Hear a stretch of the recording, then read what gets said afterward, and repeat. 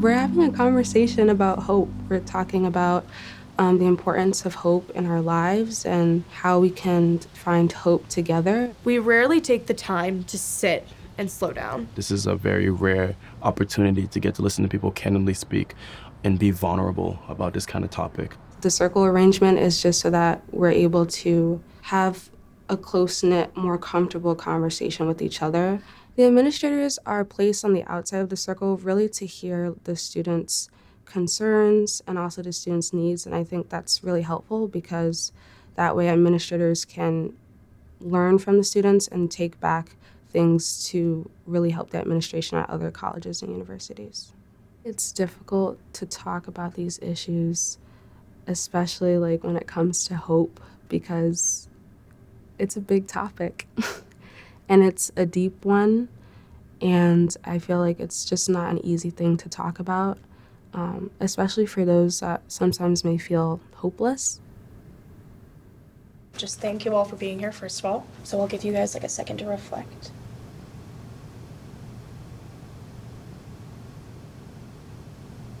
So what actually diminishes your hope?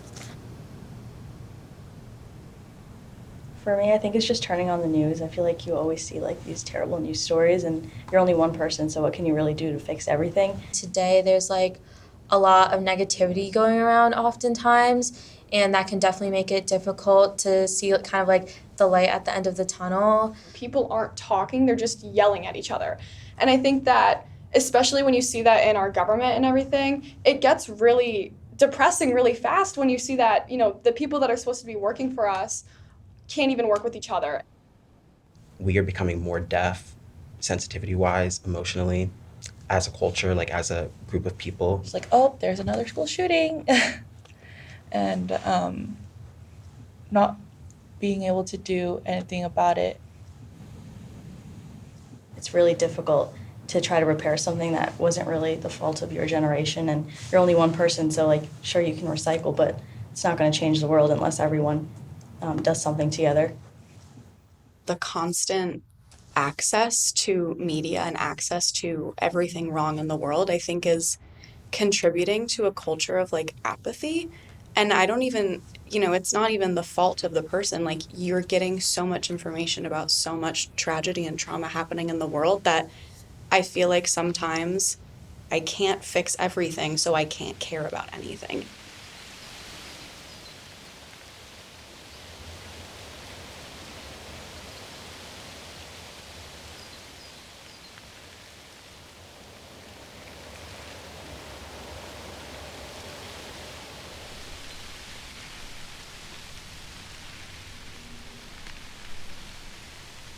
I think it's important to remind administrators of how much power they hold.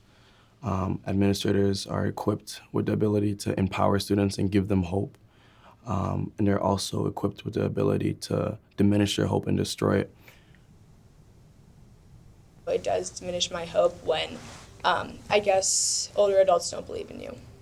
Being told that your ambitions might be too big, just kind of people who think you're young, you're too naive, you don't really know what you're talking about. Especially like on campus, professors, administrators, and students are coming to them with issues that they find on campus or even in the classroom, and administrators actively choose to ignore what they're saying, that to me is instilling a sense of, I guess, caution and fear in the students to speak up. Coming to a Jesuit campus, I felt very included and supported within our community, within the Jesuit ideals and like our chaplain's office. And then for me, when I step off campus, it's when I really start to feel challenged by the Catholic Church and feeling not included and seeing the ways that nothing has changed.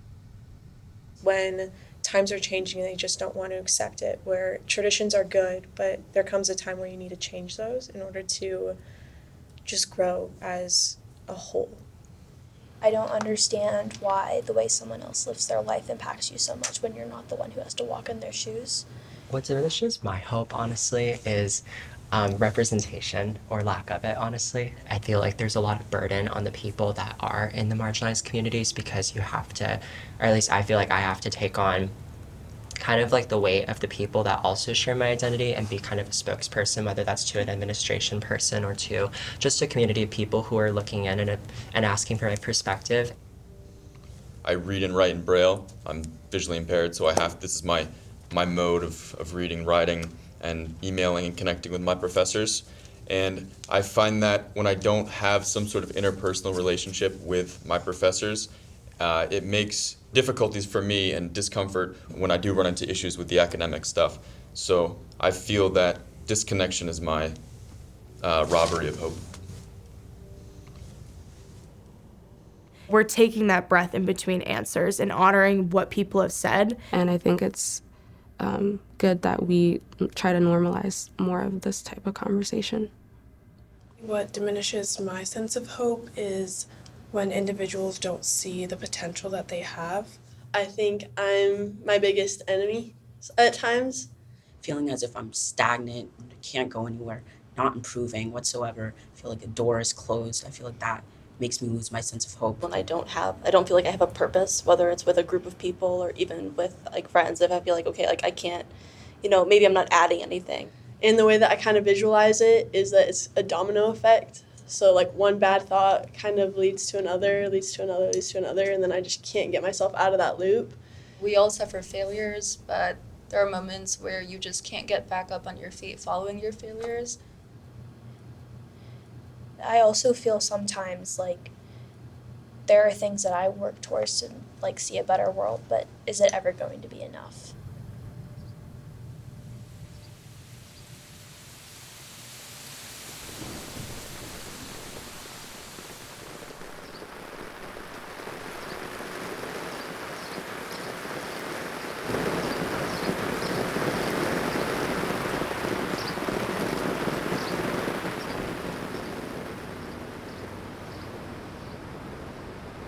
Despite some of the challenges that you guys all spoke about, what gives you hope and where do you find hope? What gives me hope is being in spaces just like this.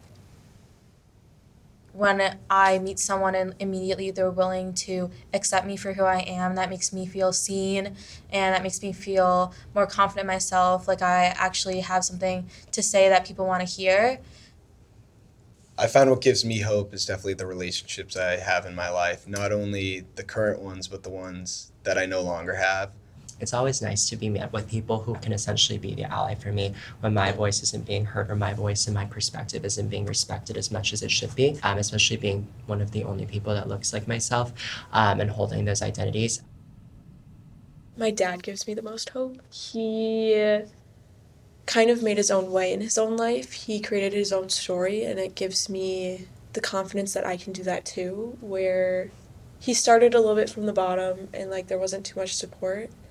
It just makes me believe in myself a little bit more than what I could have been, and just like those little things of like, hey, what are you doing? And then I tell them, and then he's like, I am proud of you and I love what you're doing, and he's like, I could never do that. And I think that it's amazing that he supports me that way.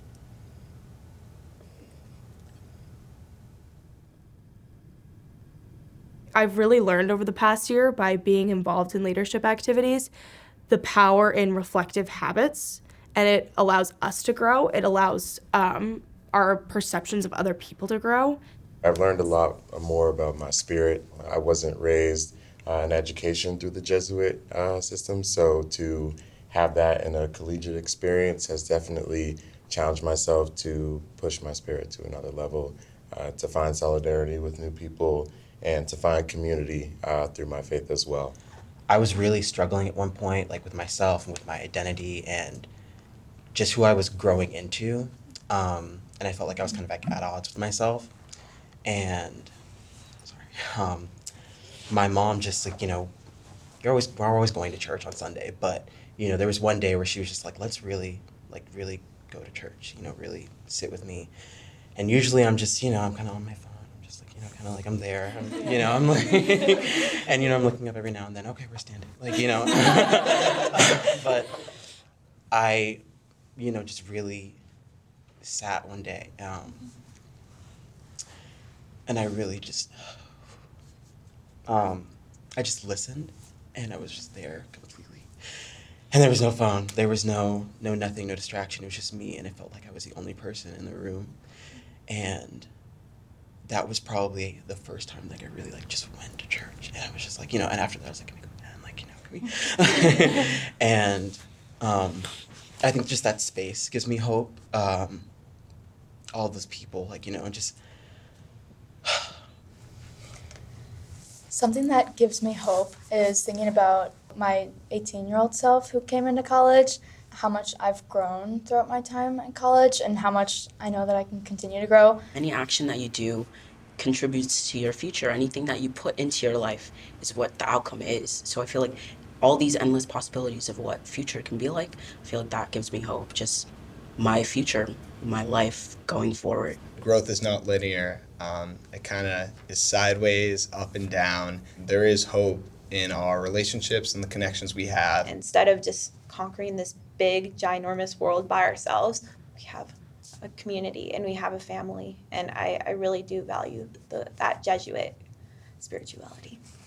I feel like everyone thinks about themselves, but also in a greater perspective, like a bigger society, you know what I mean? Like in reality, we are all one if we really look at it. And I feel like how everyone was just so together.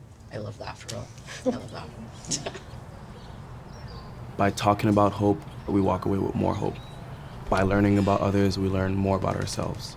Hope needs to be cultivated all over the campus, in the classroom, in the dorms, in the residence halls, in the dining hall.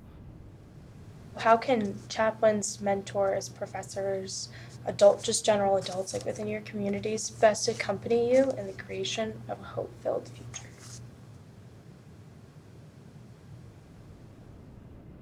Students can sometimes be fearful about talking about these kind of things and having difficult conversations because disagreement and conflict and confrontation, that's all scary.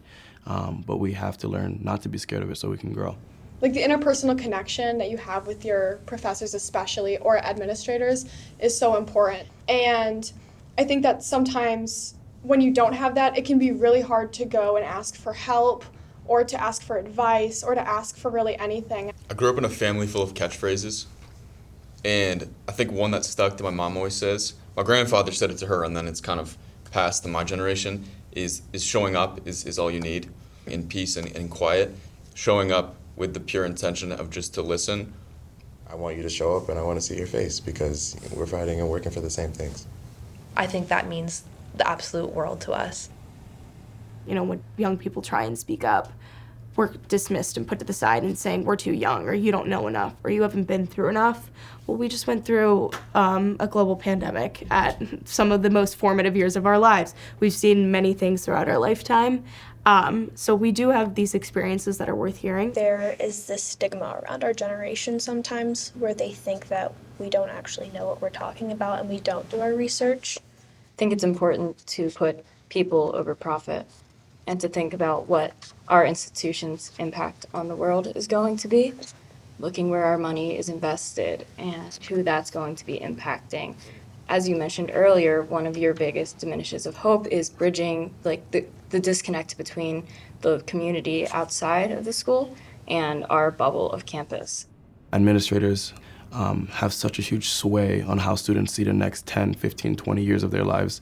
So they should be more conscious of how they talk to students. When we first came here, There's a woman that said, "You guys are meant to be here. You wouldn't be here without a reason." And I still think about those words to this day because sometimes I be feeling I'm not meant to be here. I feel imposter syndrome. I feel like I'm not smart enough. But those words, I always constantly remind me. And I feel like just words of encouragement help, and they go a long way. I feel like they could motivate us and encourage us to become the best version of ourselves. It just feels kind of nice to like be perked up and say, oh, you can like do great things and you know what you can do and you can get there. Giving us the grace to make mistakes and learn from them. It's a great opportunity to be like instructed how to do something right the first time, but a lot of the time there is no one right way to do something, and so just having the freedom and the space to try something, make a mistake, do something wrong, learn from it, and be able to do better the next time. We can all teach each other a lot of things if we just sat and listened. Just understanding that we're all human and that we're all having human experiences no matter what point in time we're at in our lives. And just being someone that we can rely on just to understand what we're going through. I think just listening. Listening is probably the most important thing that you can do.